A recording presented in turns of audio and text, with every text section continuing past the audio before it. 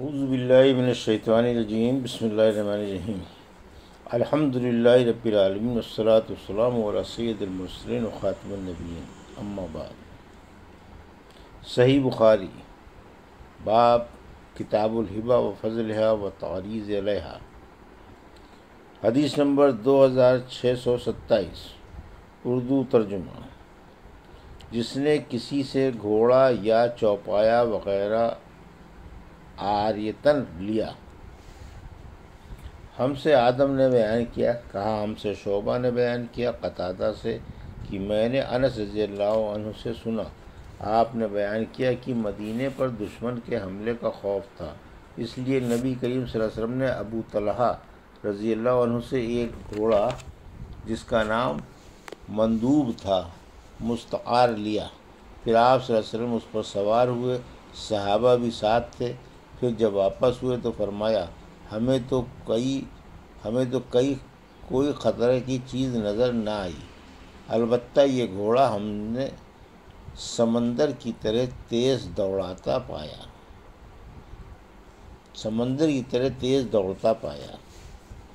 حدیث نمبر 2628، اردو ترجمہ۔ شب عروسی میں دلہن کے لیے کوئی چیز عاریتاً لینا۔ ہم سے ابو نعیم نے بیان کیا، کہا ہم سے عبد الواحد بن ایمن نے بیان کیا، کہا کہ مجھ سے میرے باپ نے بیان کیا، انہوں نے کہا کہ میں عائشہ رضی اللہ عنہا کی خدمت میں حاضر ہوا تو آپ قطر یمن کا ایک دبیز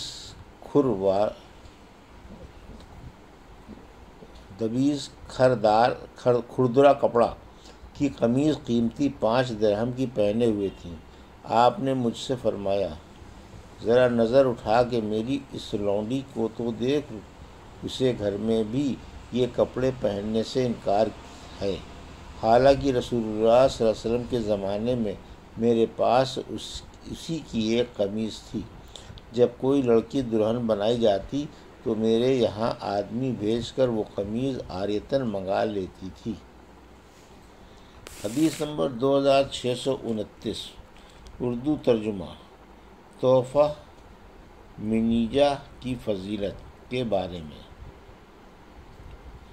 ہم سے یحییٰ بن بکیر نے بیان کیا، انہوں نے کہا ہم سے امام مالک نے بیان کیا، ہم سے ابو زناد نے، ان سے اعرج نے، اور ان سے ابو ہریرہ رضی اللہ عنہ نے کہ رسول کریم صلی اللہ علیہ وسلم نے فرمایا، کیا ہی عمدہ ہے ہدیہ اس کے دودھ دینے والی اونٹنی کا جس نے ابھی حال ہی میں بچہ جنا ہو، اور دودھ دینے والی بکری کا جو صبح و شام اپنے دودھ سے برتن بھر دیتی ہے۔ ہم سے عبداللہ بن یوسف اور اسماعیل نے بیان کیا، ان سے امام مالک نے بیان کیا کہ دودھ دینے والی اونٹنی کا صدقہ کیا ہی عمدہ ہے۔ حدیث نمبر 2630، اردو ترجمہ۔ ہم سے عبداللہ بن یوسف نے بیان کیا، انہوں نے کہا ہم کو ابن وہب نے خبر دی یونس سے، انہوں نے ابن شہاب سے، وہ انس بن مالک رضی اللہ عنہ سے کہ جب مہاجرین مکہ سے مدینے آئے تو ان کے ساتھ کوئی بھی سامان نہ تھا، انصار زمین اور جائیداد والے تھے۔ انصار نے مہاجرین سے یہ معاملہ کر لیا کہ وہ اپنے باغات میں سے انہیں ہر سال پھل دیا کریں گے اور اس کے بدلے مہاجرین ان کے باغات میں کام کیا کریں۔ حضرت انس رضی اللہ عنہ کی والدہ ام سلیم جو عبداللہ بن ابی طلحہ رضی اللہ عنہ کی بھی والدہ تھیں، انہوں نے رسول اللہ صلی اللہ علیہ وسلم کو کھجور کا ایک باغ ہدیہ دے دیا تھا، لیکن آپ نے وہ باغ اپنی لونڈی ام یمن جو اسامہ بن زید رضی اللہ عنہ کی والدہ تھیں عنایت فرما دیا۔ ابن شہاب نے بیان کیا کہ مجھے سیدنا انس بن مالک رضی اللہ عنہ نے خبر دی کہ نبی کریم صلی اللہ علیہ وسلم جب خیبر کے یہودیوں کی جنگ سے فارغ ہوئے اور مدینے تشریف لائے تو مہاجرین نے انصار کو ان کے تحائف واپس کر دیے جو انہوں نے پھلوں کی صورت میں دے رکھے تھے۔ آن صلی اللہ علیہ وسلم نے انس رضی اللہ عنہ کی والدہ کا باغ بھی واپس کر دیا اور ام ایمن رضی اللہ عنہا کو اس کے بجائے اپنے باغ میں سے کچھ درخت عنایت فرما دیے۔ احمد بن شبیب نے بیان کیا، انہیں ان کے والد نے خبر دی اور انہیں یونس نے اسی طرح، البتہ اپنی روایت میں بجائے مکانہن من حایتہ کے مکانہن من خالصت بیان کیا۔ حدیث نمبر 2631 اردو ترجمہ۔ ہم سے مسدد نے بیان کیا، انہوں نے کہا ہم سے عیسیٰ بن یونس نے بیان کیا، انہوں نے کہا ہم سے اوزائی نے بیان کیا حسان بن عطیہ سے، ان سے ابو کوشہ سروری نے، اور انہوں نے عبداللہ بن عمرو رضی اللہ عنہ سے سنا۔ آپ بیان کرتے تھے کہ نبی کریم صلی اللہ علیہ وسلم نے فرمایا 40 خصلتیں جن میں سب سے اعلیٰ و ارفع دودھ دینے والی بکری کا ہدیہ کرنا ہے، ایسی ہیں کہ جو شخص ان میں سے ایک خصلت پر بھی عامل ہوگا ثواب کی نیت سے اور اللہ کے وعدے کو سچا سمجھتے ہوئے، تو اللہ تعالیٰ اس کی وجہ سے اسے جنت میں داخل کرے گا۔ حسان نے کہا کہ دودھ دینے والی بکری کے ہدیے کو چھوڑ کر ہم نے سلام کا جواب دینا، چھینکنے والے کا جواب دینا اور تکلیف دینے والی چیز کو راستے سے ہٹا دینے وغیرہ کا شمار کیا تو سب 15 خصلتیں بھی ہم شمار نہ کر سکے۔ حدیث نمبر 2632 اردو ترجمہ۔ ہم سے محمد بن یوسف نے بیان کیا، کہا ہم سے اوزائی نے بیان کیا، کہا کہ مجھ سے عطا نے بیان کیا، ان سے جابر رضی اللہ عنہ نے بیان کیا کہ ہم میں سے بہت سے اصحاب کے پاس فالتو زمین بھی تھی، انہوں نے کہا تھا کہ تہائی یا چوتھائی یا نصف کی بٹائی پر ہم کیوں نہ اسے دے دیا کریں۔ اس پر نبی کریم صلی اللہ علیہ وسلم نے فرمایا کہ جس کے پاس زمین ہو تو اسے خود بونی چاہیے یا پھر کسی اپنے بھائی کو ہدیہ کر دینی چاہیے، اور اگر ایسا نہیں کر سکتا تو پھر زمین اپنے پاس ہی رکھے۔ حدیث نمبر 2633 اردو ترجمہ۔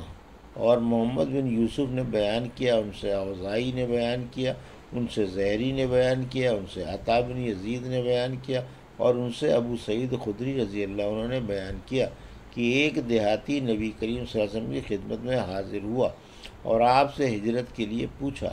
آپ نے فرمایا خدا تم پر رحم کرے، ہجرت کا تو بڑا ہی دشوار معاملہ ہے، تمہارے پاس اونٹ بھی ہے؟ انہوں نے کہا جی ہاں۔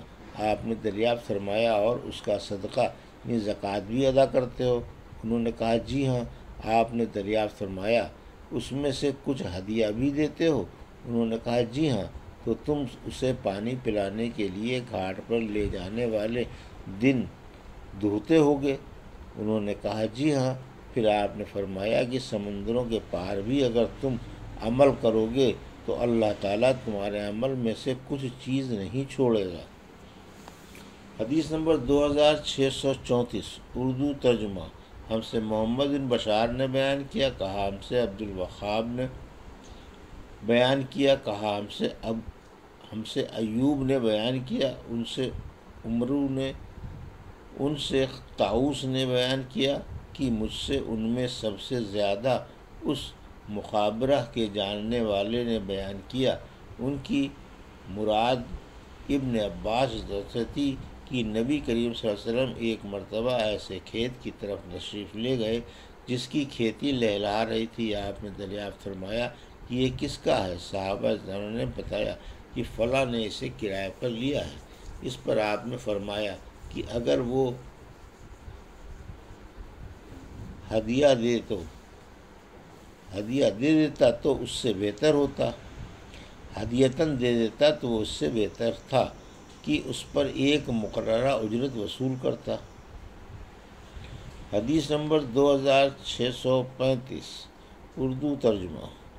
عام دستور کے مطابق کسی نے کسی شخص سے کہا کہ یہ لڑکی میں نے تمہاری خدمت کے لیے دے دی تو جائز ہے؟ بعض لوگوں نے کہا کہ لڑکی عاریتاً ہوگی، اور اگر یہ کہا کہ میں نے تمہیں یہ کپڑا پہننے کے لیے دیا تو کپڑا ہبہ سمجھا جائے گا۔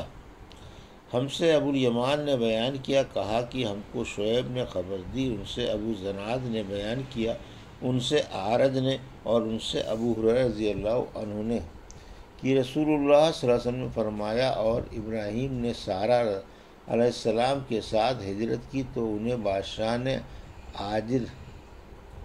ہاجرہ کو عطیہ میں دے دیا۔ پھر وہ واپس ہوئیں اور ابراہیم علیہ السلام سے کہا، دیکھا آپ نے اللہ تعالیٰ نے کافر کو کس طرح ذلیل کیا اور ایک لڑکی خدمت کے لیے بھی دے دی۔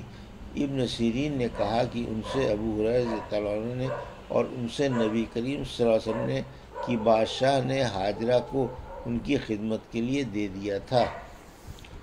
حدیث نمبر 2636 اردو ترجمہ۔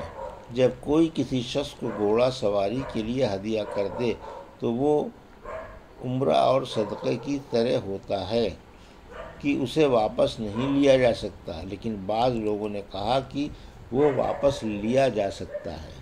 ہم سے حمیدی نے بیان کیا، کہا ہم کو سفیان نے خبر دی، کہا کہ میں نے مالک سے سنا، انہوں نے زید بن اسلم سے پوچھا تھا تو انہوں نے بیان کیا کہ میں نے اپنے باپ سے سنا، وہ بیان کرتے تھے کہ عمر رضی اللہ عنہ نے کہا، میں نے ایک گھوڑا اللہ کے راستے میں جہاد کے لیے ایک شخص کو دے دیا تھا، پھر میں نے دیکھا کہ وہ اسے بیچ رہا ہے، اس لیے میں نے رسول کریم صلی اللہ علیہ وسلم سے پوچھا کہ اسے واپس میں ہی خرید لوں۔ آپ نے فرمایا، اس گھوڑے کو نہ خرید، اپنا دیا ہوا صدقہ واپس نہ لو۔